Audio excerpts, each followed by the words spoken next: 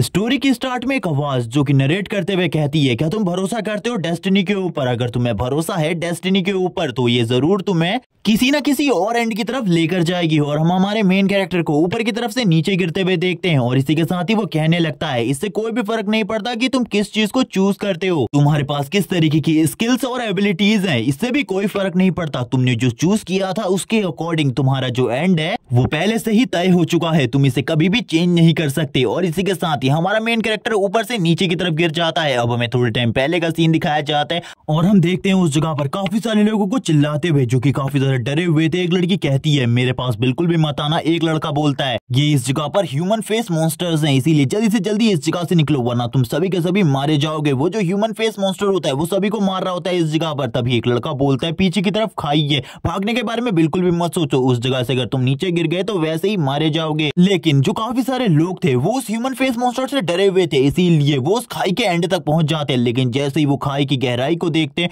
उनकी हालत खराब हो जाती है, जबकि जो वो ह्यूमन फेस मॉन्स्टर था वो काफी ज्यादा तेजी से उनके करीब आ रहा होता है। वो सभी के सभी इसी चट्टान के आसपास में छुप जाते हैं। एक लड़की कहती है, तुम मुझे बिल्कुल भी मत देखना, मैं इस जगह पर अपने ट्रायल को पूरा करने के लिए आई हूं, मैं बिल्कुल भी मरना नहीं चाहती। और इसी के साथ ही वो काफी ज्यादा रो भी रही होती है। तभी जो वो ह्यूमन फेस मॉन्स्टर होता है उसी के सामने आ जाता है और हंसने लगता है। और ये देखने के बाद उस लड़की की भी हालत खराब हो जाती है। तभी वो उसके ऊपर हमला कर उसी जगह पर मार डालता है। इसी के बाद हमें हमारे मेन कैरेक्टर जियांग को दिखाते हैं और वो बताता है, ये डेविल स्टार प्लेनेट है और इस टाइम पर हम लोग बिगिनर्स ट्रायल को देने के लिए इस जगह पर आए हैं ताकि हम लोग अपने जॉब चेंज क्वेस्ट को कंप्लीट कर सकें। और इसे करने के लिए हमें डेविल स्टार प्लेनेट पर 5 मिनट सर्वाइव करना है। लेकिन हम लोगों के सामने लेवल 2 का ह्यूमन फेस मॉन्स्टर है और ये हम सभी को मारने वाला है थोड़ी ही देर में, मैं भी मरने वाला हूँ। और अब वो इस जगह पर बताने लगता है आखिरकार इस जगह पर क्या चल रहा है। वो सबसे पहले अपना नाम बताता है, जियांग कई, और बताने लगता है, मैं इस टाइम पर डेविल स्टार प्लेनेट पर हूँ। अपने बिगिनर्स ट्रायल को कंप्लीट करने के लिए लगभग आज से 50 साल पहले हम इस डेविल स्टार प्लेनेट को देख भी नहीं सकते थे, यहाँ तक कि इसका कोई एग्जिस्टेंस ही नहीं था। लेकिन लगभग 50 साल बाद अचानक से ये प्लेनेट दिखाई दिया जिसके बारे में किसी को भी नहीं पता था। इसके अचानक से आ जाने की वजह से ह्यूमंस को लगा इससे कोई खतरा हो सकता है, लेकिन इससे तो अर्थ का ग्रेविटेशनल फोर्स भी चेंज नहीं हुआ। सभी लोगों को ऐसा लग रहा था इस प्लेनेट की वजह से अर्थ को कोई भी खतरा नहीं हो सकता। लेकिन इसके दिखने के बाद जो इस जगह पर जानवर और पौधे थे वो इवॉल्व होने लगे और उनका साइज काफी ज्यादा बढ़ गया और उन्होंने ह्यूमंस के ऊपर हमला करना स्टार्ट कर दिया, ह्यूमन सिविलाइजेशन को खत्म करना स्टार्ट कर दिया, जिस वजह से काफी सारी सिटीज तबाह हो गई, काफी सारे ह्यूमंस मारे गए। और ह्यूमंस के किसी भी अटैक का इन मॉन्स्टर्स के ऊपर कोई भी असर नहीं होता था। ह्यूमन सिविलाइजेशन कभी भी इन मॉन्स्टर का सामना नहीं कर सकती थी क्योंकि ह्यूमंस काफी ज्यादा कमजोर थे इन मॉन्स्टर्स के सामने और ये मॉन्स्टर्स लगातार ह्यूमन सिविलाइजेशन को तबाह करते जा रहे थे। आर्मी भी इस जगह पर कुछ नहीं कर पा रही थी, लोग मर रहे थे। लेकिन एक दिन एक टेलीपोर्टेशन पोर्टल ओपन हुआ डेविल स्टार प्लेनेट के लिए। ह्यूमन इसके जरिए डेविल स्टार प्लेनेट पर जा सकते थे और उस जगह से पावर को लेकर अर्थ पर वापस आ सकते थे। लेकिन इसमें काफी सारे खतरे थे क्योंकि डेविल स्टार प्लेनेट के जो मॉन्स्टर थे उनका पावर रैंक काफी ज्यादा हाई था। उस जगह पर ह्यूमन के लिए सरवाइव करना काफी ज्यादा मुश्किल था। लेकिन अर्थ को बचाने के लिए, ह्यूमैनिटी को बचाने के लिए काफी सारे ह्यूमंस डेविल स्टार प्लेनेट पर गए ताकि वो उस जगह से पावर को हासिल कर वापस अर्थ पर आ सके और जितने भी डिमोनिक मॉन्स्टर है उन सभी को मार सके। लेकिन जितने लोग डेविल स्टार प्लेनेट पर जाते थे पावर हासिल करने के लिए, उनमें से खाली 1% लोग ही जॉब चेंज क्वेस्ट को कंप्लीट कर पाते थे और पावर्स हासिल कर पाते थे, जिसके बाद उन सभी को जॉब चेंजर कहा जाने लगा। और जितने भी जॉब चेंजर है वो अर्थ पे काफी ज्यादा पॉपुलर है क्योंकि उनके पास कुछ इस तरीके की पावर्स होती थी जिसके बारे में ह्यूमन सिविलाइजेशन को कुछ भी नहीं पता था। उनके लिए जितने भी जॉब चेंजर थे वो सभी के सभी गॉड की तरफ से भेजे गए प्रोटेक्टर थे और जो जितने भी जॉब चेंजर थे वो सभी के सभी डेविल स्टार प्लेनेट से पावर हासिल करते और अर्थ पर वापस आकर जितने भी डिमोनिक बीस्ट या फिर मॉन्स्टर मौजूद है उन सभी का सामना किया करते थे। लेकिन उनके लिए भी ये चीजें काफी ज्यादा मुश्किल होती थी क्योंकि जो मॉन्स्टर है वो भी धीरे धीरे कर पावरफुल बनते जा रहे। जॉब चेंजर के लिए ये ज्यादा कोई मुश्किल टास्क नहीं होता एक मॉन्स्टर का सामना करना, लेकिन एक ऐसे ह्यूमन के लिए जिसके पास कोई भी एबिलिटी नहीं है उसके लिए डेविल स्टार प्लेनेट पर 5 मिनट सर्वाइव करना ये बहुत ज्यादा बड़ी बात है क्योंकि 5 मिनट सर्वाइव करना बहुत ज्यादा मुश्किल होता है। उस जगह पर तुम 1 मिनट भी सर्वाइव नहीं कर सकते। और इसी के साथ ही हम देखते हैं उस ह्यूमन फेस मॉन्स्टर को जिसने सभी के सभी ह्यूमंस को उस जगह पर मार दिया था। जियांग अकेला बचा होता है, वो कहने लगता है, मैं इस तरीके से बिल्कुल भी नहीं मर सकता, मैं इस जगह पर अपनी फैमिली की होप को इस तरीके से बर्बाद होते हुए नहीं देख सकता। वो अभी भी उसी मॉन्स्टर की तरफ देख रहा होता है। वो मॉन्स्टर धीरे धीरे कर जियांग की तरफ आगे बढ़ रहा था। जियांग को भी काफी ज्यादा डर लग रहा होता है और इसी के बाद ही वो जियांग वाले स्टोन के काफी ज्यादा करीब आ जाता है और उस जगह पर हंसते हुए जियांग के ऊपर हमला करने के लिए आगे बढ़ता है। जियांग बोलता है मेरे पास दो रास्ते हैं, या तो मैं इस खाई से नीचे कूद जाऊं या फिर मैं इस मॉन्स्टर का सामना करूं। मैं इस मॉन्स्टर का सामना कभी भी नहीं कर सकता, मेरे लिए ये इम्पॉसिबल है, लेकिन मेरी फैमिली की पूरी होप मेरे ऊपर है, क्योंकि मैंने जब अपनी बहन और अपने भाई को इसके बारे में बताया था कि मैं जॉब चेंजर बनना चाहता हूँ, तो मेरी छोटी बहन मेरे लिए काफी ज्यादा एक्साइटेड थी और इसी के साथ ही उसने काफी ज्यादा काम किया ताकि वो मेरे लिए पैसे इकट्ठा कर सके। लेकिन इसमें उसे काफी सारी प्रॉब्लम का सामना करना पड़ा, जबकि जो मेरा बड़ा भाई था उसकी एक किडनी फेल है, लेकिन इसके बावजूद उसने अपना इलाज नहीं करवाया, मेरे लिए लगातार मेहनत करता रहा। अब मुझे कुछ भी कर 2 महीने बाद उस जगह पर वापस जाना है ताकि मैं अपने भाई का इलाज करा सकूं और मुझे इस जगह पर सरवाइव करना होगा 5 मिनट के लिए ताकि मैं अपनी जॉब चेंज क्वेस्ट को कंप्लीट कर सकूं। और ये कहने के साथ ही अब जियांग इस जगह से भागना स्टार्ट हो जाता है। ये देखकर वो मॉन्स्टर भी हैरान था, लेकिन तुरंत ही उसके हाथ में जो स्टिक होती है वो उसे थ्रो कर देता है सामने की तरफ। ये देखकर जियांग भी हैरान था और वो कहता है इसने तो मेरे ऊपर अचानक से हमला कर दिया, मैंने इसके बारे में बिल्कुल भी नहीं सोचा था। लेकिन वो अपने फुल स्पीड से भाग रहा था, जिसमें उसे काफी ज्यादा तकलीफ भी हो रही थी क्योंकि इससे पहले उसके पैर में चोट लग चुकी थी। लेकिन तुरंत ही जो वो मॉन्स्टर की स्टिक होती है वो काफी ज्यादा तेजी से जियांग के करीब आ जाती है। जियांग की नजर भी उसी पे होती है, तभी जियांग देखता है उसके कंधे पर आकर वो स्टिक लगती है और तुरंत उसे घायल करते हुए नीचे की तरफ गिराने लगती है। जियांग कहता है मेरी कहानी पूरे तरीके से एंड हो चुकी है, मैंने अपनी फैमिली की होप को पूरे तरीके से खत्म कर दिया। और हम देखते हैं जियांग को ऊपर की तरफ से नीचे गिरते हुए, और ये वही सीन था जो कि हमने एपिसोड की स्टार्ट में देखा था। वो मॉन्स्टर भी नीचे की तरफ जियांग को देख रहा होता है और जियांग इस जगह पर मर रहा होता है। इन सारी चीजों को भी वो देख रहा था, लेकिन जियांग को गुस्सा आ रहा था। वो इस जगह पर सरवाइव करना चाहता था कुछ भी कर, लेकिन जियांग की नजर वापस से ऊपर की तरफ पड़ती है। जैसे ही जियांग उस चीज को देखता है वो हैरान हो जाता है, क्योंकि अब वो मॉन्स्टर अपने टेंटिकल को निकाल रहा था। जियांग के सामने एक स्क्रीन आती है और उसे बताया जाता है उसने अपनी जॉब चेंज क्वेस्ट को कंप्लीट कर लिया है और इसी के साथ ही उसे एक सीक्रेट प्रोफेशन मिला है जो कि लगभग 1 मिलियन में से एक बंदे को मिलता है। और ये बताने के साथ ही उसके सीक्रेट प्रोफेशन के बारे में बताया जाता है, जो कि इस जगह पर एक गैम्बलर होता है। लेकिन इस टाइम तक जियांग पूरे तरीके से बेहोश हो चुका था। उसे ये सारी चीजें धुंधले धुंधले दिखाई दे रही थी, वो किसी भी चीज को साफ नहीं देख पाता। लेकिन उसके सामने लास्ट टाइम पर जो स्क्रीन आती है उस पर गैम्बलर लिखा हुआ था और इसी के साथ ही जियांग बेहोश हो जाता है। अब कुछ टाइम बाद का सीन दिखाते हैं। जियांग धीरे धीरे कर होश में आने लगता है। वो कहता है मैं जिंदा कैसे हूँ?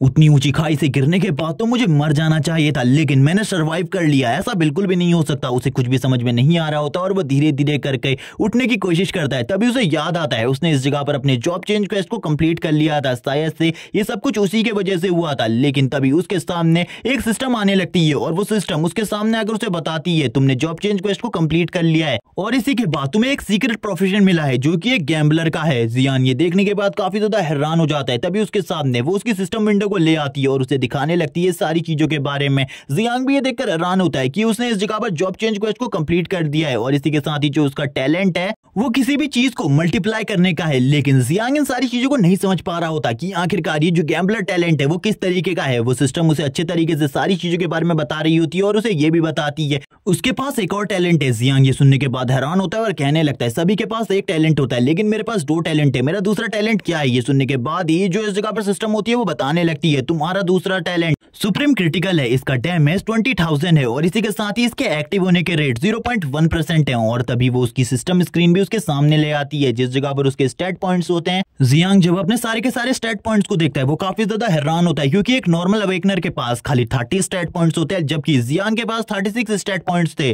वो कहने लगता है ऐसा ये मेरे गैम्बलर टैलेंट की वजह से है, क्योंकि उसमें इसी तरीके की कुछ चीजें लिखी हुई थी। जब मैं लेवल 2 पर जाऊंगा मुझे 20 स्टैट पॉइंट्स मिलेंगे जबकि नॉर्मल अवेकनर को 10 स्टैट पॉइंट्स मिलते हैं। और वो इन्हीं सारी चीजों की बात कर रहा होता है और अपने स्टैट विंडो में बाकी सारी चीजों को देख रहा होता है। खुश होते हुए कहता है मैं तो इस जगह पर काफी ज्यादा अमेजिंग हूँ, मैंने बिल्कुल भी नहीं सोचा था मैं एक सीक्रेट टैलेंट को अवेक कर पाऊंगा, लेकिन अभी भी मेरे पास कोई भी पावर्स एंड एबिलिटी नहीं है। तभी उसकी नजर पड़ती है सामने एक स्टिक के ऊपर जो कि उसे ह्यूमन फेस मॉन्स्टर ने जियांग को मारने के लिए उसके ऊपर फेंकी थी। अब जियांग इस जगह पर कहता है अगर मुझे दोबारा से कोई इस तरीके का मॉन्स्टर दिखता है तो मैं उसे खुद अपने हाथों से मार डालूंगा। और ये कहने के साथ ही वो इस स्टिक को उठा लेता है और बोलता है चलो ठीक है आज से ये मेरा वेपन है। और ये बोलने के साथ ही जियांग तुरंत ही मिडिल में आके खड़ा हो जाता है इस फॉरेस्ट के और बोलने लगता है चलो ठीक है मैंने अपने जॉब चेंज क्वेस्ट को कंप्लीट कर दिया, लेकिन अभी भी बिगिनर्स ट्रायल बचा हुआ है, मुझे जल्दी से जल्दी बिगिनर्स ट्रायल को भी कंप्लीट करना है। तभी उसके सामने उसका न्यू मिशन आ जाता है ताकि वो अपने बिगिनर्स ट्रायल ट्रायल को कंप्लीट कर सके और उसे अब डिवाइन ग्लोरी सिटी में जाना था, जिस जगह पर जाकर वो अपने सेकंड ट्रायल को कंप्लीट कर पाएगा। ये सुनने के साथ ही जियांग तुरंत ही अब उस तरफ बढ़ने लगता है और वो देखता है मैप में कि रास्ता काफी ज्यादा लंबा होने वाला है और उसके पास सफर करने के खाली 7 दिन है। अगर तुम 7 दिन में वहां नहीं पहुंच पाते तो तुम्हारा मिशन फेल हो जाएगा। ये सुनने के साथ ही जियांग भी काफी ज्यादा तेजी से उसी जगह की तरफ आगे बढ़ने लगता है, लेकिन ये रास्ता काफी सारी मुश्किलों से भरा हुआ था, जिसके बारे में जियांग को बिल्कुल भी एक्सपीरियंस नहीं होता। लेकिन फिर भी वो तेजी से आगे बढ़ रहा था क्योंकि उसे पता था सामने की तरफ काफी सारे पावरफुल मॉन्स्टरों से मिलने वाले, जिसमें लेवल 4 या लेवल 5 के भी मॉन्स्टर हो सकते हैं। तभी जियांग बताता है डेविल स्टार प्लेनेट पर जो मॉन्स्टर है वो काफी ज्यादा स्ट्रॉन्ग होते हैं और इस जगह पर आकर ह्यूमंस काफी ज्यादा पैसा कमा सकते हैं, क्योंकि अगर तुम इस जगह पर किसी भी मॉन्स्टर को मार देते हो तो उसे कार्ड में कन्वर्ट करके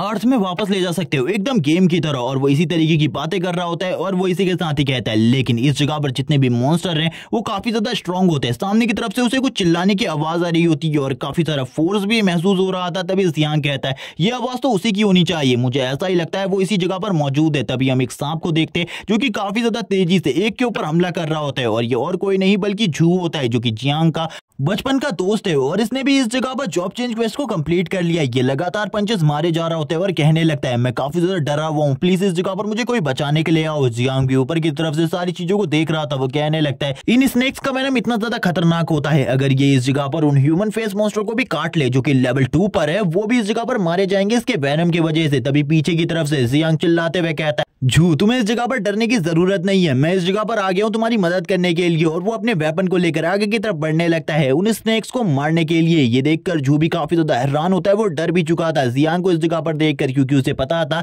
जियांग भी इतना ज्यादा स्ट्रॉन्ग नहीं है और एक स्नेक ने झू को लगभग काट ही लिया था, जिसके बाद झू इस जगह पर बिल्कुल भी नहीं बचने वाला था। लेकिन जो जियांग होता है वो अपने हाथ में पकड़े हुए वेपन को काफी ज्यादा तेजी से सामने की तरफ फेंकता है और वो वेपन सीधा जाकर उस सांप को लगता है और हम देखते हैं वो सांप इसी जगह पर मारा जाता है। ये देखकर झू भी काफी ज्यादा हैरान होता है और बोलता है ये तो काफी ज्यादा अमेजिंग था, मैंने इसके बारे में कभी भी नहीं सोचा था। जियांग कहने लगता है जल्दी उस जगह से निकलो क्योंकि इस जगह पर 3 सांप है और इन सभी का सामना करने के लिए मैं इस जगह पर रुकता हूँ। अब वो इनके साथ फाइट करने लगता है। इन सांपों की रिएक्शन स्पीड काफी ज्यादा फास्ट होती है, जिस वजह से उसे काफी ज्यादा प्रॉब्लम का सामना करना पड़ रहा था। झू जियांग को बताता है इनकी रिएक्शन स्पीड काफी ज्यादा तेज है, तुम इनसे बिल्कुल भी नहीं बच पाओगे, इसीलिए तुम इस जगह से भाग जाओ, मेरे बारे में चिंता बिल्कुल भी मत करो। वैसे भी मैं इस जगह पर पहले से ही काफी ज्यादा डरा हुआ था और इनको मैंने अपनी तरफ अट्रैक्ट किया है, इसीलिए तुम चले जाओ। लेकिन जियांग उनके सारे के सारे हमलों को डॉज कर तुरंत ही अपने वेपन के पास पहुंच जाता है। ये देखकर वो पूरे तरीके से हैरान था। तभी इस जगह पर वापस से जियांग कहने लगता है मेरे बारे में चिंता करने की जरूरत नहीं है, अगर तुम इस जगह पर मेरी हेल्प करना चाहते हो तो करो इस जगह पर और इन लोगों को अपनी तरफ अट्रैक्ट करो ताकि मैं इनके ऊपर हमला कर इन्हें मार सकूं। अब उसकी ऐसी बात सुनकर वो इस जगह पर उन मॉन्स्टर्स को अपनी तरफ अट्रैक्ट करने लगता है, जबकि जियांग पीछे की तरफ से उनके ऊपर हमला कर उन्हें मार रहा था। अब थोड़े टाइम बाद का सीन दिखाया जाता है जब तक उन सभी ने मिलकर सारे के सारे स्नेक्स को इस जगह पर मार दिया था। ये देखकर तो वो काफी ज्यादा हैरान होता है झू और कहता है इसने अकेले ही 3 स्नेक्स को मार दिया, मुझे बिल्कुल भी नहीं लगा था इसका टैलेंट इतना ज्यादा अच्छा होगा। तभी जियांग अपनी सिस्टम स्क्रीन की तरफ देखने लगता है और उसे पता चलता है उसका जो एक्सपीरियंस है वो 3% बढ़ चुका है। ये देखकर वो खुश होता है। तभी उसका सिस्टम ये भी कहता है तुम्हें इस जगह पर अभी भी 97% की जरूरत और है लेवल 2 में जाने के लिए। जियांग कहता है इसके बारे में मुझे बताने की जरूरत नहीं है। झू जियांग के करीब आ जाता है, उसे गले लगाते हुए कहता है थैंक्स इस जगह पर मेरी मदद करने के लिए, और वो उसे पकड़कर इस जगह पर उसकी सारी की सारी हड्डियों को तोड़ने वाला था। जियांग कहता है मुझे छोड़ो, इस जगह पर तुमने मेरी सारी की सारी हड्डियों को तोड़ दिया है, मुझे बताओ आखिरकार तुम्हारा टैलेंट क्या है। तभी वो इसी के साथ ही बताता है वो एक मार्शल आर्टिस्ट है। जियांग ये सुनकर काफी ज्यादा हैरान होता है क्योंकि मार्शल आर्ट टैलेंट बहुत ज्यादा रेयर है और जो टॉप 5 टैलेंट्स की रैंकिंग है उसमें ये 5th नंबर पर आता है। जियांग कहता है लेकिन तुम्हारे पास आखिरकार ये चीज कैसे आई, यानी कि मार्शल आर्ट टैलेंट हासिल करने के लिए तुम्हें किसी ना किसी ऐसी चीज की जरूरत है जो कि मार्शल आर्ट से रिलेटेड हो और उन सभी चीजों को खरीदने के लिए काफी ज्यादा पैसा लगता है। तुम्हारे पास जरूर स्टार्टिंग में कोई ना कोई ऐसी चीज होगी जिसकी वजह से तुम्हारा मार्शल आर्ट टैलेंट अवेक हुआ। अब हमें बताया जाता है इस वर्ल्ड में आकर टैलेंट अवेक करने के लिए तुम्हें कोई ना कोई ऐसी चीज खरीदनी होती है जिसकी हेल्प से इस जगह पर तुम्हारा टैलेंट अवेक हो सके, और उनकी कीमत काफी ज्यादा हाई होती है और उनको खरीदना भी काफी ज्यादा मुश्किल होता है। वो बस एक कार्ड की तरह होती है लेकिन फिर भी उसकी कीमत बहुत ज्यादा होती है। अगर एक मार्शल आर्टिस्ट की बात की जाए तो उसके लिए 40 मिलियन देने पड़ते हैं और 40 मिलियन कीमत काफी ज्यादा होती है। और वो इन्हीं सारी चीजों के बारे में बात करने लगता है और वो दूसरे टैलेंट्स के बारे में भी बताता है, लेकिन वो अपने बारे में बताते हुए कहता कहता है कि उसको इन सारी चीजों को खरीदने में काफी ज्यादा पैसा लगा था, लेकिन मुझे ये नहीं पता आखिरकार मेरे पास ये सीक्रेट टैलेंट कैसे आया, क्योंकि मेरे पास तो ये चीज होनी ही नहीं चाहिए थी। लेकिन हम देखते हैं जियांग और जू एक दूसरे से बात कर रहे होते हैं। जियांग उससे कहता है मुझे इस जगह पर बताओ आखिरकार तुम्हारे पास 40 मिलियन कहां से आए जिस वजह से तुम्हारे पास ये टैलेंट आया। जू कहने लगता है इसके बारे में मैं तुम्हें बाद में बताऊंगा, अभी इसे बताने का बिल्कुल भी टाइम नहीं है। तब तक का तुम्हारे सामने जो ये स्नेक्स पड़े इनको अपने पास संभाल कर रख लो, क्योंकि बाद में तुम इनको बेच सकते हो और इसको बेचकर तुम्हारे पास काफी ज्यादा पैसा आ जाएगा और शायद से तुम्हारे भाई का इलाज भी इसके बाद हो जाए। जैसे ही जियांग इन चीजों को सुनता है वो तुरंत ही उस स्नेक के ऊपर टच करता है। उसकी सिस्टम विंडो से बताती है तुम एक कार्ड के रूप में इसे रख सकते हो अपने पास और बाद में जब भी तुम्हें इसकी जरूरत पड़ेगी तुम इसे बाहर निकाल कर यूज कर सकते हो। इसके लिए जियांग भी मान जाता है और कहने लगता है ये चीज काफी ज्यादा ठीक है। और अब इसी के साथ ही वो दोनों इस जगह से आगे बढ़ने लगते हैं, लेकिन तभी उन लोगों को झाड़ियों से कुछ आवाजें आने लगती है। कोई उन दोनों से कहता है मैं भी तुम्हारे साथ डिवाइन ग्लोरी सिटी में आना चाहती हूँ, प्लीज मेरी हेल्प करो। और ये एक लड़की होती है जिसे देखकर जू तो काफी ज्यादा घबरा जाता है। जियांग जू के सामने आते हुए कहता है आखिरकार तुम कौन हो। तभी वो लड़की बताती है मेरा नाम सू है और मैंने भी बिगिनर्स ट्रायल में पार्टिसिपेट किया है और मैं भी इस जगह पर आई हूँ बिगिनर्स ट्रायल को कंप्लीट करने के लिए, प्लीज मेरी हेल्प करो। और वो इस जगह पर उन दोनों से हेल्प मांगने लगती है। जियांग इसी के साथ ही इसके लिए मना कर देता है और बोलने लगता है हम किसी भी के साथ भी टीमिंग नहीं कर सकते, इसीलिए तुमको इस जगह से चले जाना चाहिए और किसी और के साथ मिलकर टीमिंग करनी चाहिए। सू इसके साथ ही माफी मांगने लगती है और कहती है प्लीज मेरे पे बिलीव करो, मैं अकेले नहीं रह सकती क्योंकि मेरे पास हीलिंग टैलेंट है और मैं किसी भी मॉन्स्टर के साथ फाइट नहीं कर सकती, प्लीज मेरी मदद करो। तुम जो भी कहोगे मैं वो करूंगी इस जगह पर और मैं तुम लोगों की पूरी मदद करूंगी। मैं इस स्नेक का वेनम भी निकाल सकती हूँ। इसी के साथ ही हम देखते हैं जियांग को जो कि सोच रहा होता है। जू कहने लगता है तुम्हें इसे अपनी टीम में रख लेना चाहिए, हम लोगों को एक हीलर की वैसे भी जरूरत है। जियांग सोचने लगता है हाँ हम लोगों को सही में हीलर की जरूरत है, क्योंकि अगर दोबारा से हमारा उन ह्यूमन फेस मॉन्स्टर के साथ सामना होता है तो हम बिल्कुल भी नहीं जीत सकते, इसीलिए हमको एक हीलर की जरूरत है। इसीलिए वो तुरंत ही इस लड़की को अपनी टीम में रख लेता है और बोलने लगता है तुम अगर इस जगह पर हमारे साथ अच्छे तरीके से रहती हो तो हम तुम्हारी भी प्रोटेक्शन करेंगे। लेकिन तुरंत ही हम जू को देखते हैं जो कि जियांग के पास आकर कहता है तुम इस लड़की को पसंद करते हो शायद से, इसीलिए तुम इतने आसानी से एग्री हो गए इस लड़की को अपनी टीम में रखने में। सीन शिफ्ट होता है, सीन दिखाया जाता है अर्थ का जियांगजोंग सिटी बेस नंबर 18, जिस जगह पर एक प्रोफेसर जिसका नाम ली है वो इन सारी की सारी रिपोर्ट्स को देख रहा होता है और वो तुरंत ही सू की सिस्टर को इसके बारे में बताता है कि जो तुम्हारी बहन है उसने टीमिंग कर ली है कुछ लोगों के साथ। ये देखकर तो वो भी काफी ज्यादा हैरान होती है और कहने लगती है मैंने अपनी बहन को बताया था उस जगह पर किसी के साथ भी टीमिंग ना करे, लेकिन उसने ऐसा क्यों किया। तभी वो पूछती है क्या जो मेरी बहन है इस जगह पर वो पूरे तरीके से ठीक है। प्रोफेसर ली बताते हैं वो पूरे तरीके से ठीक है, लेकिन मुझे उसके टैलेंट के बारे में पता है, उसके पास हीलिंग टैलेंट है जिस वजह से उसने टीमिंग करी है। तभी प्रोफेसर ली और भी सारी चीजों को चेक करने लगता है और कहता है कुछ गड़बड़ है, मुझे कुछ गड़बड़ दिखाई दे रही है। ये सुनने के बाद ही सू की बहन कहती है आखिरकार तुम्हें क्या गड़बड़ दिखाई दे रही है। वो भी काफी ज्यादा परेशान हो जाती है क्योंकि वो चाहती थी कि उसकी जो बहन है वो कुछ भी कर बिगिनर्स ट्रायल को कंप्लीट करे। वो प्रोफेसर बताने लगता है उसके आसपास 3 ह्यूमन फेस मॉन्स्टर हैं और उनकी टीम में भी टोटली 3 बंदे हैं, मुझे नहीं लगता वो तीनों के तीनों बच पाएंगे। इसी के साथ ही हम उनको देखते हैं एक फॉरेस्ट के अंदर, जबकि वो आगे बढ़ रहे होते हैं तभी जो तीनों के तीनों ह्यूमन फेस मॉन्स्टर होते हैं वो उनके ऊपर हमला करने के लिए पीछे की तरफ से सामने आते हैं, जबकि जो एक ह्यूमन फेस मॉन्स्टर होता है वो तुरंत ही अपने टेंटिकल का यूज करते हुए उन लोगों के ऊपर हमला कर देता है। उन लोगों को इसके बारे में पहले कुछ भी नहीं पता होता। तभी इस जगह पर जो प्रोफेसर ली होता है वो कहने लगता है तुम्हारी बहन के बचने के चांसेस 0% है, वो बिल्कुल भी नहीं बच पाएगी क्योंकि उस जगह पर काफी सारे ह्यूमन फेस मॉन्स्टर है। ये सुनने के बाद ही उसकी बहन कहने लगती है मेरी बहन का ये ट्रायल पूरे तरीके से फेल हो चुका है, मुझे ऐसा लगता है मुझे उस चेंबर में जाकर चेक करना चाहिए, मेरी बहन जल्द ही होश में आने वाली होगी। और हमें बताया जाता है सभी लोगों की बॉडीज को इसी जगह पर रखा जाता है, बस उनकी कॉन्शियसनेस को डेविल स्टार प्लेनेट पर भेजा जाता है ताकि वो उस जगह पर जाकर पावर्स को हासिल कर सकें, जिसके बाद वो उन पावर्स को यूज कर अर्थ को प्रोटेक्ट कर सकें। डेविल स्टार प्लेनेट पर जो भी बंदा मारा जाता है वो रियलिटी में तो नहीं मरता, लेकिन उसकी कंडीशन इस तरीके की हो जाती है ह्यूमन वर्ल्ड में कि वो ठीक भी नहीं रहता, वो पूरे तरीके से मेंटली डिसेबल हो जाता है। ये याद करते हुए सू की सिस्टर तुरंत ही इस जगह से जाने लगती है अपने बहन के पॉड के पास ताकि वो जैसे ही अपनी बहन को बाहर आता हुआ देखे तो वो उसे समझा सके। लेकिन तभी जो प्रोफेसर ली होते हैं वो उसे रुकने को कहते हैं और बोलने लगते हैं इस जगह पर कुछ गड़बड़ हुई है, मुझे कुछ भी समझ में नहीं आ रहा। उस जगह पर जितने भी ह्यूमन फेस मॉन्स्टर थे वो सभी के सभी मारे गए अचानक से, इसके बारे में मुझे कुछ भी समझ में नहीं आ रहा। इसी के साथ ही उस प्रोफेसर की बात के ऊपर कोई भी बिलीव नहीं कर रहा होता कि 3 बच्चों ने इस जगह पर जो कि अभी लेवल 1 पर है उन लोगों ने डेविल स्टार प्लेनेट पर लेवल 2 के मॉन्स्टर्स को मार दिया है जो कि ह्यूमन फेस मॉन्स्टर है जो कि काफी ज्यादा स्ट्रॉन्ग होते हैं।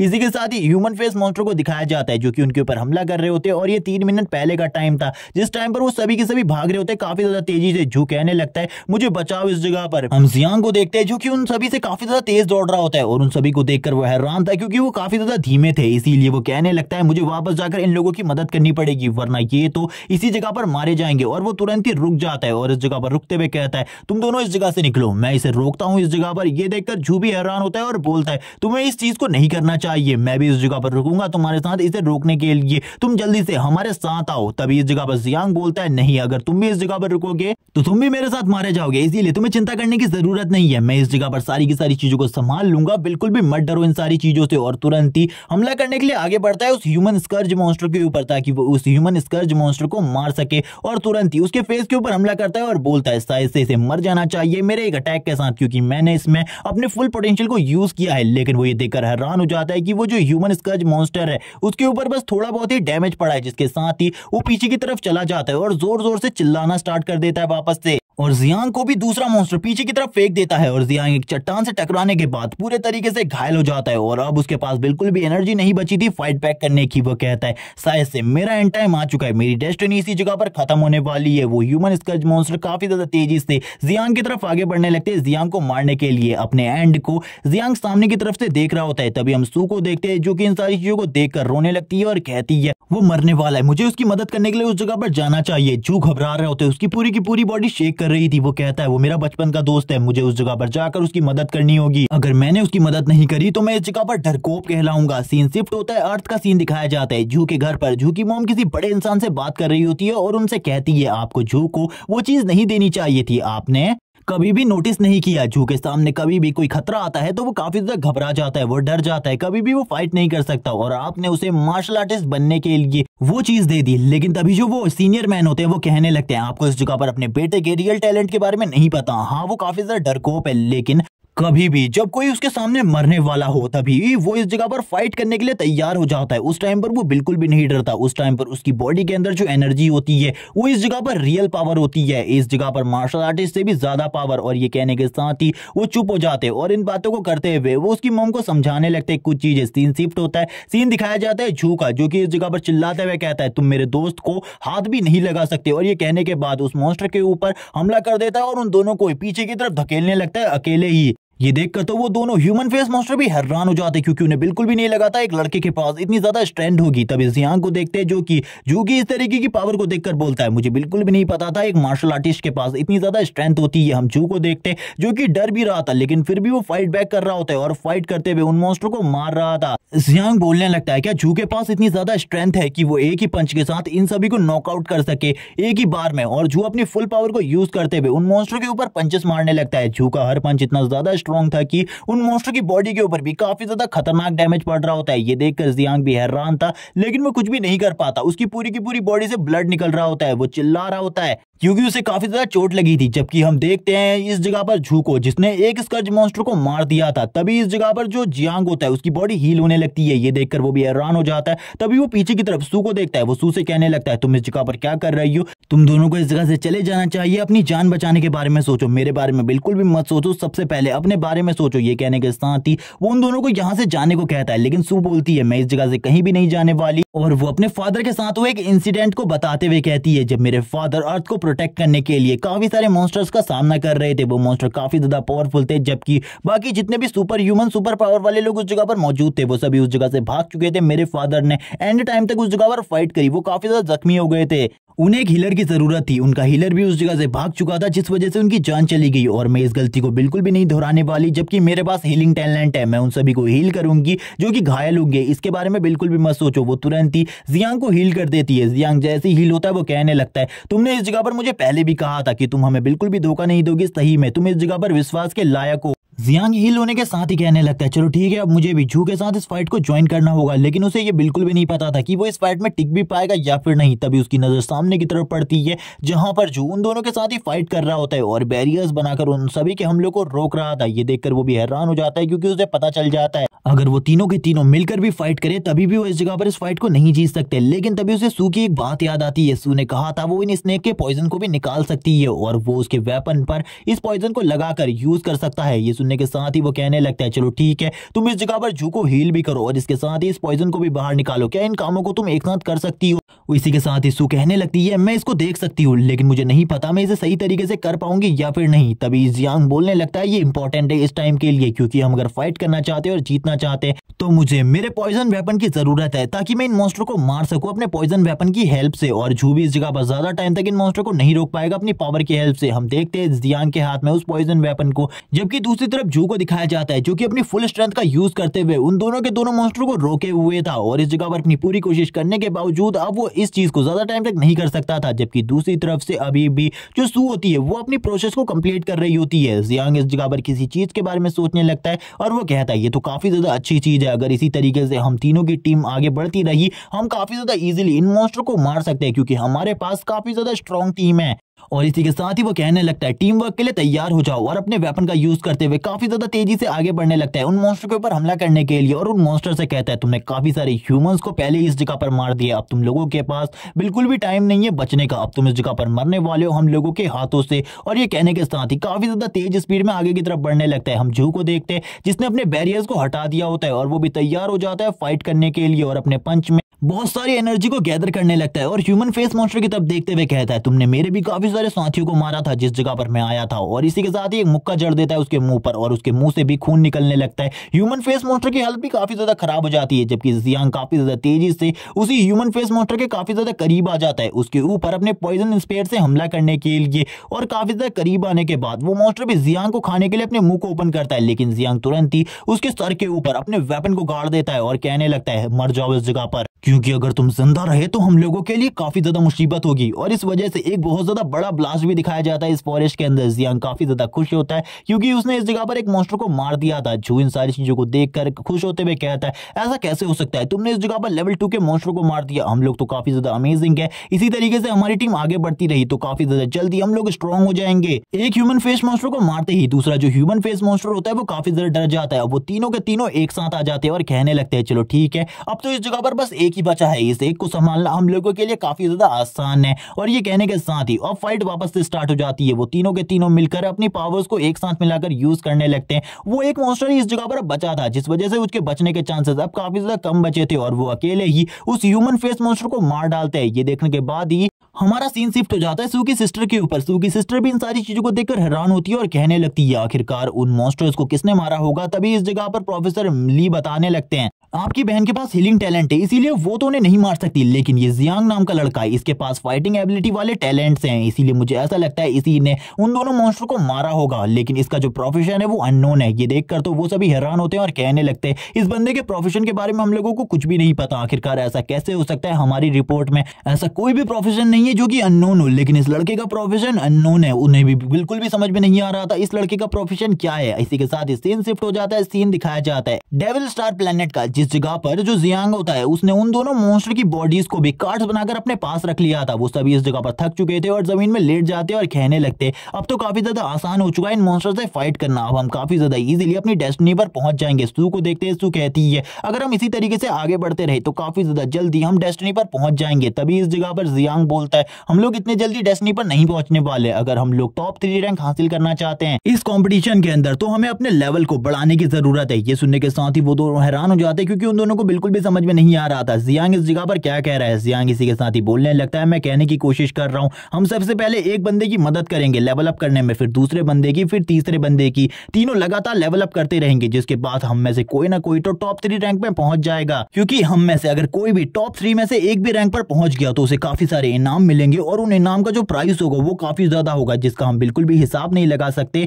हमारे पास जितने भी मॉन्स्टर की बॉडीज है ये तो उसके सामने कुछ भी नहीं है। और ये बातें बताने लगता है उन सभी लोगों को और यहाँ पर उनसे कहता है अब यहाँ पर तुम दोनों के दोनों मेरे प्लान के हिसाब से चलोगे तो शायद से तुम भी टॉप 3 रैंक में से एक रैंक पर आ पाओगे। ये सुनने के बाद वो दोनों भी हैरान होते हैं और कहने लगते हैं आखिरकार हम लोगों को करना क्या होगा। अब रात का सीन दिखाते हैं। रात के सीन पर हम जू को देखते हैं। जू काफी ज्यादा डरा हुआ होता है और बोलने लगता है हमेशा तुम चारे के रूप में मुझे ही क्यों यूज करते हो, क्या तुम्हें सही में लगता है जो वो स्नेक मॉन्स्टर है वो मेरी तरफ आएंगे और मुझे काटने के लिए मेरी तरफ बढ़ेंगे। तभी यहाँ पर वापस से जियांग बोलता है जरूर वो तुम्हारे पास जरूर आएंगे। और हम देखते हैं जियांग की बात इस जगह पर सच होती है, 2 स्नेक मॉन्स्टर उसकी तरफ बढ़ने लगते हैं। अब यहाँ पर वापस से जियांग बोलता है तुम्हें चिंता करने की जरूरत नहीं है, जैसे ही वो तुम्हें काटने वाले होंगे मैं उनके ऊपर हमला कर उन्हें मार डालूंगा। और वैसे भी दूसरी तरफ से सू तुम्हें हील कर रही है, वो तुम्हारी बॉडी से पॉइजन को भी निकाल सकती है। हम सू को देखते हैं जो कि तैयार बैठी थी, अगर इस जगह पर कुछ भी प्रॉब्लम होती है तो वो हील करने के लिए। इसी के के साथ ही हम देखते हैं जो इस जगह पर जू होता है उसके ऊपर काफी सारे जो स्नेक मॉन्स्टर होते हैं वो लगातार हमला कर देते हैं, लेकिन उनको देखकर तुरंत ही बीच में आ जाता है जियान, और जियान लगातार उन स्नेक मॉन्स्टर के ऊपर हमला करते हुए उन सारे के सारे स्नेक मॉन्स्टर को मार देता है। जो इस जगह पर बच जाते हैं वो वापस से जियान की तरफ देखने लगते हैं। जियान कहता है तुम में से अब कोई भी बचकर नहीं जाने वाला, तुम सभी के सभी इस जगह पर मरोगे क्योंकि तुमने मेरे दोस्त के ऊपर हमला करने के बारे में सोचा कैसे।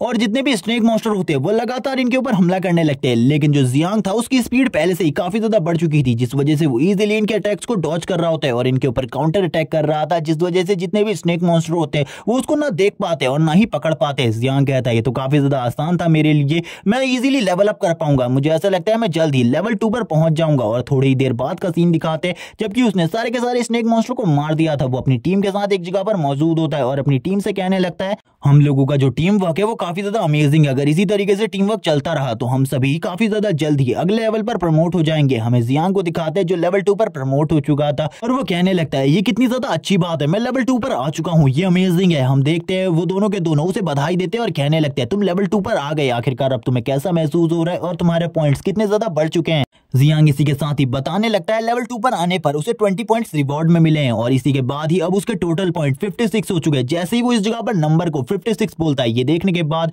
जू पूरे तरीके से हैरान हो जाता है और बोलने लगता है ऐसा कैसे हो सकता है, तुम्हारे पॉइंट 56 कैसे हो सकता है, क्योंकि जॉब चेंज क्वेस्ट को कंप्लीट करने के बाद खाली 30 पॉइंट्स मिलते हैं और उसके बाद पर लेवल अप पर खाली 10 पॉइंट्स मिलते हैं, ऐसा बिल्कुल भी नहीं हो सकता। ये सुनने के बाद सू भी कहने लगती है तुम्हारे जो 56 पॉइंट है मुझे ऐसा लग रहा है ये लेवल 3 की पावर के बराबर है। जियांग इसी के साथ ही कहने लगता है ये मेरा एक सीक्रेट है, मेरा जो प्रोफेशन है वो इस जगह पर मेरे सारे के सारे रिवॉर्ड्स को डबल कर देता है, जिस वजह से मेरे पॉइंट इतने ज्यादा जल्दी इतने हो गए हैं और ये सारी चीजें मैं खाली तुम्हें बता रहा हूँ। ये सुनने के बाद सू कहती है ये तो काफी ज्यादा अमेजिंग है, जबकि जू इस जगह पर कहने लगता है बकवास, इस जगह पर मैं एक मार्शल आर्टिस्ट हूँ लेकिन ये एक बकवास है, इसके अलावा और कुछ भी नहीं है। जियांग के सामने तुरंत ही सिस्टम स्क्रीन आ जाती है, सिस्टम स्क्रीन उसे बताने लगती है वो लेवल 2 पर पहुंच चुका है और इसके लिए उसे बधाई हो और इसके बाद अब उसे लेवल 2 पर आने का रिवॉर्ड मिलने वाला है जो कि 2 न्यू स्किल्स हैं। ये सुनने के बाद ही वो हैरान हो जाता है और बोलता है 2 न्यू स्किल्स, ये तो काफी ज्यादा अमेजिंग है। और अब वो कहने लगता है शायद से ये भी मेरे उसी टैलेंट की वजह से है। ये सुनने के साथ ही झू बोलता है ये तो बकवास है, इस जगह पर सभी लोगों को एक स्किल मिलती है लेकिन इसको 2 स्किल्स मिलने वाली है। ये देखकर वो हैरान थे, लेकिन जियांग ने उनको अपने प्रोफेशन के बारे में पहले ही बता दिया था, जिस वजह से वो ज्यादा हैरान नहीं होते। फर्स्ट इस जगह पर थ्रोइंग स्किल होती है, सेकंड स्किल इस जगह पर कोस्ट आई कंसंट्रेशन होती है, जिसके बारे में जियांग को कुछ भी समझ में नहीं आता। वो कहने लगता है शायद से जब मैं इनका अच्छे तरीके से यूज करना सीख जाऊंगा तब मुझे इस स्किल के बारे में सारी चीजें पता चल जाएंगी, अभी मुझे ज्यादा चिंता करने की जरूरत नहीं है। और ये कहने के साथ ही अब वो अपने टीममेट्स की तरफ देखने लगता है और बोलता है चलो ठीक है अब हमें आगे बढ़ना चाहिए। वो दोनों ही जियांग के लिए काफी ज्यादा खुश होते हैं। झू कहने लगता है मुझे बिल्कुल भी समझ में नहीं आ रहा तुम्हारी किस्मत इतनी ज्यादा अच्छी कैसे है। सीन शिफ्ट होता है अर्थ पर, जहाँ पर प्रोफेसर ली सारी चीजों के ऊपर नजर रख रहे होते हैं और इसी के साथ ही कहने लगते हैं तुम्हें अपनी बहन के बारे में चिंता करने की जरूरत नहीं है, तुम्हारी बहन अभी भी पूरी तरीके से सेफ है। ये सुनने के बाद सू की बहन कहने लगती है यानी कि वो टीम अभी भी पूरी की पूरी अलाइव है, वो टीम सही में काफी ज्यादा स्ट्रांग है। मैंने बिल्कुल भी नहीं सोचा था वो टीम इतने टाइम तक अलाइव रह पाएगी, वरना उनके लिए तो इतने टाइम तक जिंदा रहना भी मुश्किल था, क्योंकि जितने ह्यूमन एक जगह पर इकट्ठा होते हैं उतने ही जल्दी मॉन्स्टर उन्हें ढूंढ लेते हैं। इसी के साथ ही एक बंदा इस जगह पर आते हुए कहता है कमांडर जो बिगिनर्स ट्रायल है उसमें कुछ प्रॉब्लम होने वाली है, उस एरिया में कुछ घुसपैठिए घुस आए हैं, हमें जैसी सीनियर से रिपोर्ट मिली है उसके अकॉर्डिंग कुछ स्टोवेज को दूसरी कंट्रीज ने इस एरिया में भेज दिया है ताकि वो हमारे सारे के सारे लोगों को मार सके और वो बिल्कुल भी इवॉल्व ना हो पाए। और उनके बारे में ये बात काफी ज्यादा फेमस है, वो जितनी ज्यादा बेदर्दी से उन ह्यूमंस को मारते हैं उसके बाद उनका पागल होना या फिर मर जाना पूरे तरीके से तय है। इसी के बाद ही सुप्रीम कमांडर वही इस जगह पर आ जाते हैं और वो कहने लगते हैं ये सब कुछ दूसरी कंट्रीज वालों का प्लान है ताकि जो हमारे पास सुपर ह्यूमंस है उनकी तादाद कम हो जाए और वो जल्दी हम लोगों के ऊपर हमला कर कर हमें मार सके। और वो ये सारी चीजें बता रहे होते हैं सू की सिस्टर को। सू की सिस्टर हैरान हो जाती है क्योंकि उसकी बहन भी उसी जगह पर मौजूद है। वो घबराते हुए कहती है मेरी बहन भी उस जगह पर मौजूद है, यानी कि अब क्या होने वाला है उनको कुछ भी नहीं पता होता। कमांडर कहने लगते हैं मैं इसके बारे में कुछ भी नहीं जानता, वो लोग जरूर उनके ऊपर हमला करेंगे और उनको बहुत ज्यादा बेदर्दी के साथ मारेंगे। वापस से सू की बहन कहने लगती है मैंने सुना है उनके बारे में वो दूसरी कंट्रीज के ट्रायल ग्राउंड में जाकर उनके स्टूडेंट को इतनी ज्यादा बेदर्दी से मारते हैं कि वो लोग इस जगह पर वापस से जिंदा भी नहीं होना चाहते और हमारे जो हाई पावरफुल लोग हैं वो भी उस जगह पर उनकी मदद के लिए नहीं जा सकते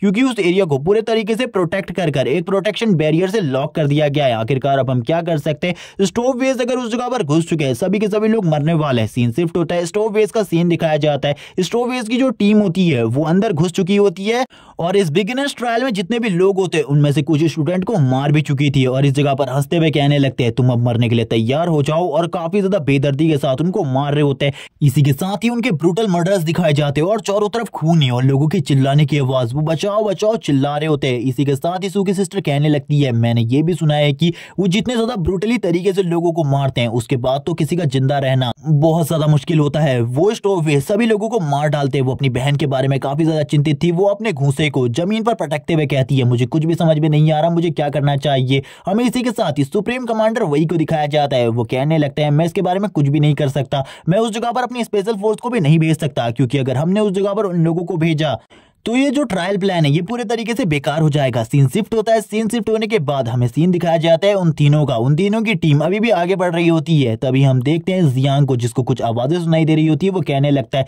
रुक जाओ, इस जगह पर मुझे कुछ आवाजें आ रही है, मुझे ऐसा लगता है हम लोगों के आसपास कोई ना कोई मॉन्स्टर मौजूद है। और वो वापस से अपने स्पेयर को पकड़ लेता है और इस जगह पर थ्रो करने के लिए तैयार हो जाता है। झूठ से कहने लगता है आखिरकार तुम क्या कर रहे हो, अंधेरे में निशाना लगाना नामुमकिन है, ये सब कुछ एक बेवकूफी है, इस तरीके की चीजें बिल्कुल भी नहीं करनी चाहिए तुमको। वो इसी के साथ ही जियांग की तरफ ही देख रहा होता है और कहने लगता है मैं भी देखना चाहता हूँ आखिरकार तुम क्या करते हो। इन दोनों का लेवल अभी भी 1 होता है। हम देखते हैं जियांग को जो कि इस जगह पर घोस्ट हाई कॉन्सेंट्रेशन को यूज करते हुए अपने स्पेयर को सामने की तरफ थ्रो करता है। इस बार उसके स्पेयर को थ्रो करने की पावर इतनी ज्यादा होती है कि जियांग के द्वारा थ्रो किया गया स्पेयर पूरे के पूरे फॉरेस्ट में एक बहुत बड़ी शॉक वेव को भी क्रिएट कर देता है। जियांग भी ये देखकर हैरान होता है, उसे भी समझ में नहीं आता ऐसा कैसे हुआ। लेकिन इसके बाद वो काफी ज्यादा तेजी से आगे बढ़ने लगते हैं वहां पर क्या हुआ ये देखने के लिए। जो कहने लगता है इसने अंधेरे में निशाना लगाया, लेकिन फिर भी इसे क्या लगता है क्या इस जगह पर उसने किसी मॉन्स्टर को मारा होगा, क्या ये बेवकूफी करने जा रहा है, मुझे तो कुछ भी समझ में नहीं आ रहा, क्या ये पागल हो गया है। वो अपने दोस्त के बारे में ये बातें करते हुए वापस से उसका पीछा करना स्टार्ट कर देता है, क्योंकि वो इस तरीके से अपने दोस्त को नहीं छोड़ सकता था। एक रिवर साइड एरिया का सीन दिखाया जाता है जिस जगह पर हम एक मॉन्स्टर की बॉडी को देखते हैं, जिसकी बॉडी के अंदर जो इस जगह पर जियांग है उसका स्पेयर घुसा हुआ था। जियांग कहने लगता है मैंने कहा था मैंने इस जगह पर एक मॉन्स्टर को मारा है। वो दोनों भी इस जगह पर आ जाते हैं जियांग के साथ और कहने लगते हैं तुमने तो सही में एक बहुत ज्यादा स्ट्रॉन्ग मॉन्स्टर को मारा है, मुझे ऐसा लगता है तुम्हारी जो पावर है वो सही में काफी ज्यादा बढ़ चुकी है। लेकिन आखिरकार तुम्हें इसके बारे में कैसे पता चला, आखिरकार ये मॉन्स्टर कहाँ है, अंधेरे में इसकी पोजीशन के बारे में जानना तो काफी ज्यादा मुश्किल रहा होगा। इसी के बाद जियांग बोलता है नहीं ये कोई ज्यादा मुश्किल नहीं था, क्योंकि मेरे पास घोस्ट आई कॉन्सेंट्रेशन है, मैं इसका यूज करते हुए किसी को अंधेरे में भी देख सकता हूँ। उस मॉन्स्टर की बॉडी भी अब गायब होने लगती है क्योंकि सियान ने उसको भी इस जगह पर कार्ड में कन्वर्ट कर दिया था। और वो इसी के साथ ही कहता है चलो ठीक है इसका भी एक कार्ड तैयार हो चुका है और उसे अब एक्सपीरियंस पॉइंट मिल रहे होते हैं और अब उसकी पावर भी धीरे धीरे कर बढ़ रही होती है। वो भी अपने प्रोफेशन के लिए काफी ज्यादा खुश होता है क्योंकि उसका प्रोफेशन काफी ज्यादा अमेजिंग था। इस प्रोफेशन की वजह से वो धीरे धीरे कर पावरफुल बन रहा था। तभी वो इस पिक को चेक करता है, उसे पता चलता है ये इस जगह पर एक लेवल 2 का मॉन्स्टर था जिसे उसने खाली अपने एक ही हिट में मार दिया। और इस बार तो उसने अपने स्पेयर के ऊपर किसी पॉइजन को भी यूज नहीं किया, जिस वजह से वो खुश था और कहने लगता है चलो ठीक है अब हम लोगों को इस जगह से चलना चाहिए। जियांग ये भी बताता है वो जल्द ही लेवल 3 पर प्रमोट होने वाला है, खाली उसे एक एक्सपीरियंस पॉइंट की जरूरत है जिसके बाद वो तुरंत ही अगले लेवल पर पहुंच जाएगा। ये सुनकर उसके दोस्त भी खुश होते हैं। लेकिन तभी पानी में कुछ हलचल होने लगती है, पानी के अंदर से कुछ लोग बाहर आने लगते हैं और बाहर की तरफ देखते हुए कहते हैं बाहर की तरफ तो हम लोगों का शिकार हमारा इंतजार कर रहा है, काफी ज्यादा अमेजिंग है। जैसे ही हम लोग बाहर निकलेंगे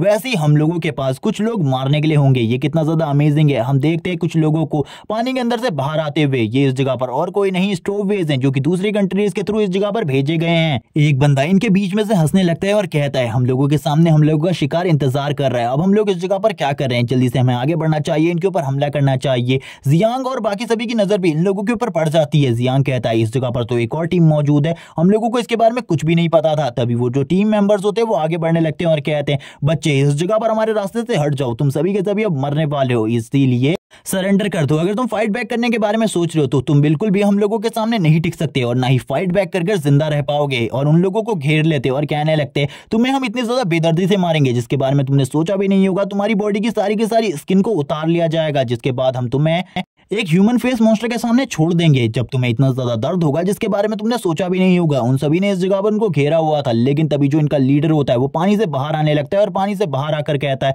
इन लोगों को इतनी आसानी से नहीं मारा जाएगा, मैं इन्हें खुद अपने हाथों से मारना चाहता हूँ। तभी जियांग की नजर भी उसी तरफ पड़ती है। वो बंदा इस जगह पर इविल तरीके से हंस रहा होता है और बोलता है इस जगह पर तुम लोग मुझे नहीं जानते, हम इस जगह पर स्टोव भेज दें और हम तुम्हें मारने के लिए आए हैं। और उसकी बॉडी से काफी ज्यादा किलिंग इंटेंट निकल रहा होता है और इसी के साथ ही डार्क एनर्जी भी। और वो बंदा धीरे धीरे बैठकर आगे बढ़ रहा था। जैसे ही यहाँ पर सू स्टोवेज का नाम सुनती है वो कहती है ये तो वही लोग हैं जो कि दूसरी कंट्री के थ्रू कुछ ऐसे ट्रायल ग्राउंड में जाते हैं जिस जगह पर काफी सारे टैलेंटेड लोग होते हैं जिनके पास काफी ज्यादा स्ट्रॉन्ग स्ट्रेंथ होती है उनको मारने के लिए, और इनका मारने का तरीका काफी ज्यादा ब्रूटल होता है। वो अब इस जगह पर डर जाती है, उसकी बॉडी पूरे तरीके से शेक कर रही होती है। जू कहने लगता है मैंने इसके बारे में कभी भी नहीं सुना। जियान कहता है मैंने कौन सा इसके बारे में इससे पहले सुना है। हम सू को देखते हैं जो कि उन सभी के लेवल्स को चेक कर रही होती है। वो कहने लगती है इन सभी का लेवल 3 से अप है और इसी के साथ ही 2 तो इस जगह पर लेवल 4 पर है और इसी के साथ ही एक बंदा जो कि लेवल 5 पर है। हम लोग इनके सामने बिल्कुल भी नहीं टिक सकते, ये लोग हमें इस जगह पर मार डालेंगे। इनका लीडर जो लेवल 5 पर है, हम तीनों मिलकर भी उस अकेले के सामने नहीं टिक सकते, वो हमारे सामने काफी ज्यादा स्ट्रॉन्ग है। अगले एपिसोड में इन सभी की फाइट हम देखने वाले हैं जियांग के साथ, और हम ये भी देखेंगे कि जियांग, जू और सू इस जगह पर इनके सामने टिक पाएंगे या फिर वो तीनों के तीनों मारे जाएंगे। लेकिन अभी तक इस सीरीज के जितने भी चैप्टर एक्सप्लेन हुए थे मैंने वो सारे के सारे एक्सप्लेन कर दिए हैं। जैसे ही इसके आगे के चैप्टर आ जाएंगे मैं उनको भी एक्सप्लेन कर अपने चैनल पर डाल दूंगा। तो याद से चैनल को सब्सक्राइब कर लेना और कमेंट करके जरूर बताना इस सीरीज के बारे में। Okay bye guys.